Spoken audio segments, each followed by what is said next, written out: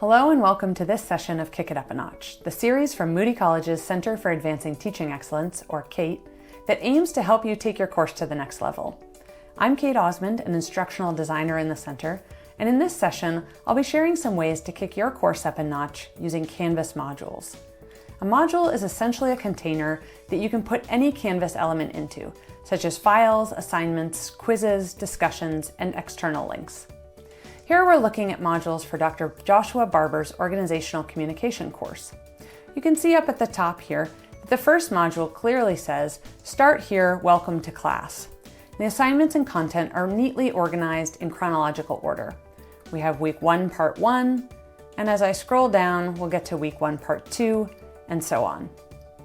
One of the biggest benefits of using modules is providing clear structure so that students can easily navigate the course and find what they need. Most instructors organize modules chronologically by week or by unit, which helps students know what they're supposed to be doing at any given point in the course. Notice that the graded assignments show the due date and point value. Here we have something due June 9th worth 10 points, and this one is due June 12th and is worth 20 points. You can also look at the little icons on the left to indicate what type of item it is. This first one is for external links. This one here is for a file that's loaded into Canvas. This one is for an assignment, and the bottom one is for a quiz. Next, we're going to look at a new course and the modules for a non-credit instructional design workshop for graduate students. I want to show you that you have some control over how students proceed through the modules if you'd like. Here on the right, I'm going to click the 3 dots and go to Edit to add a requirement. I can require that students move through in sequential order. I can choose an assignment and then require that they submit that assignment. This is going to tell Canvas to not allow the student to move on to the next module until they've completed that requirement.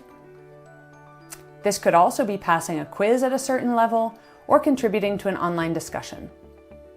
Another thing you can do is add prerequisites. So I'll go down to week 2 and I'll click those same 3 dots and go to Edit. In this case, I want to make sure that students can't move on to week 2 until they've completed week 1. So I can go to Add Prerequisite, and I can select week 1. This is going to ensure that Canvas blocks the student from moving ahead before they've completed the prerequisite. A best practice is to include everything that a student needs in a given week. This way, the module serves as a checklist for all the tasks that a student needs to complete. I hope you've enjoyed learning a bit about Canvas modules, and I recommend that you check out the UT Canvas Training Center for all things Canvas, including recorded webinars, presentations, and tutorials on things like modules, assignments, discussions, and much more. I also encourage you to check out the rest of the Kick It Up a Notch series on the CATE website under Initiatives.